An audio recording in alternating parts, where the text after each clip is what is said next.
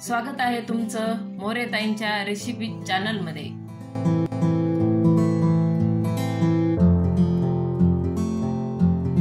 चला तर मग व्हिडिओमध्ये पुढे जाण्याआधी बेल आयकॉन दाबून चॅनलला सबस्क्राइब करा आणि सुरू करा मोरेताईंसोबत आजची ही चवदार रेसिपी बनवायला। नमस्कार मंडळी, आज आपण तोंडी लावण्यासाठी बटाट्याच्या कापची भाजी करणार आहे। आता आपण त्याच्यासाठी हे बटाटे मी असे काप करून घेतलेले आहेत, एकदम असे पातळ, जास्त जाड नाही काही नाही, आणि पाण्यामध्ये टाकले काळे पडू नये म्हणून। 2-3 पाण्याने स्वच्छ धुतले आणि मग असे पाण्यामध्ये ठेवले, तर हे पाण्यामध्ये ठेवल्यावर काळे पडत नाही। आता आपल्याला बटाट्याच्या कापच्या भाजीसाठी साहित्य लागणार बघून घेऊ आपण। हे कांदा कापून घेतलाय, कोथिंबीर, मीठ घेतलंय चवीनुसार, लसूण असा थोडा जाड कुटून घेतलाय, लाल मिरचीचं तिखट घेतलंय आणि शेंगदाणे असे जाड कुटून घेतले।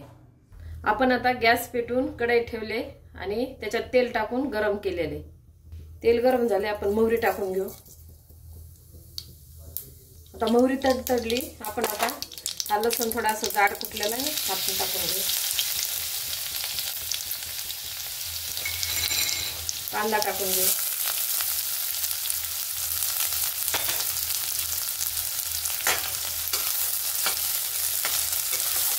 त्याला परतून घेऊ कांद्याला।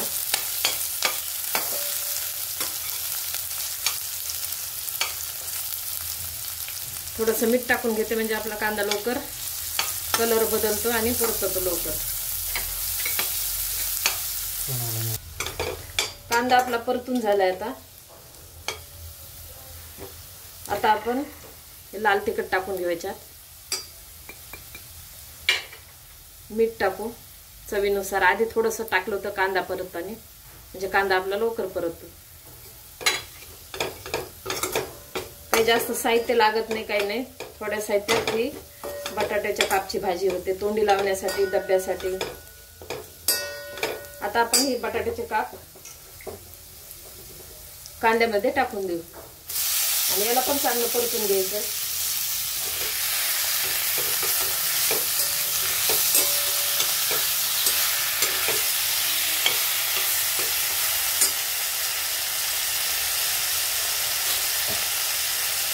थोडीशी हळद टाकणार आहे।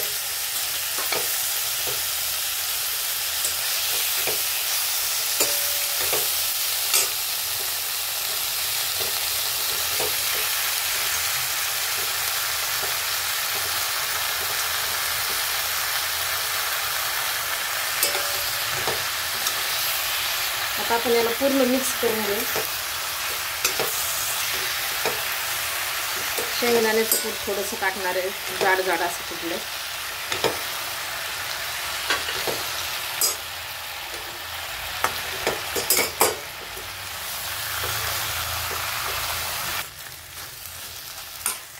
आता आपण कोथिंबीर टाकून घेऊ।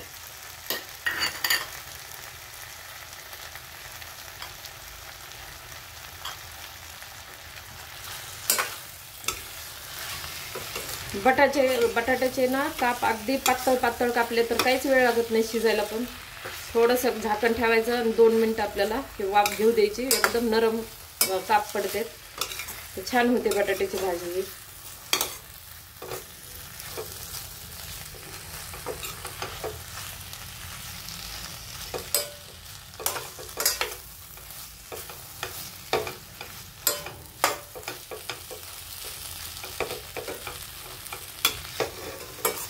आता आपण याच्यावर ताट ठेवणार आहे 2 मिनिटासाठी।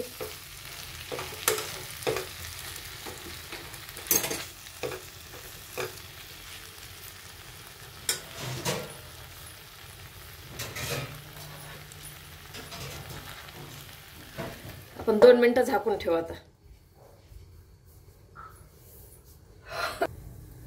आता आपण ताट काढून घेऊ। झाकण ठेवलं तरी 1-2दा असं खालीवर याला परतायचं। आपले हे बटाट्याच्या कापची भाजी आपली तयार आहे, काहीच वेळ लागत नाही, एकदा नक्की ट्राय करा।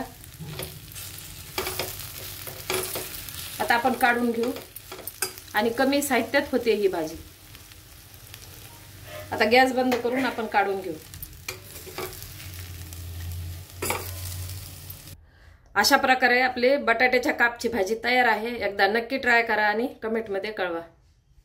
तुम्हाला हा व्हिडिओ आवडला असेल तर लाईक करा आणि अशाच प्रकारच्या चवदार आणि चमचमीत रेसिपीसाठी सबस्क्राइब करा आणि कमेंटमध्ये कळवा तुम्हाला कोणत्या रेसिपीज बघायला आवडतील। पुन्हा भेटूया एका नवीन रेसिपीसह एका नवीन व्हिडिओमध्ये। धन्यवाद।